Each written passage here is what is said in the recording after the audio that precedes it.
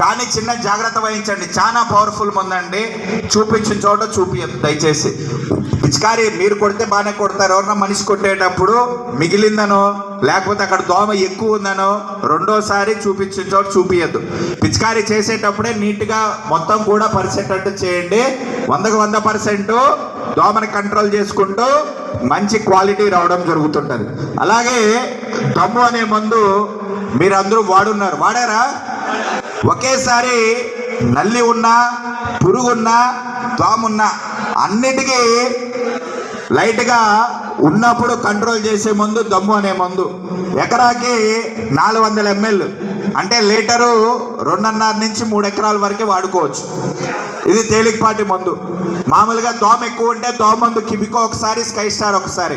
లేదు నా చేతిలో కొద్దిగా పురుగు తగులుతుంది, లైట్గా దోమ ఉంది, లైట్గా నల్లు ఉంది అన్నప్పుడు ఈ మందు కూడా ఒకసారి వేసుకోవచ్చండి.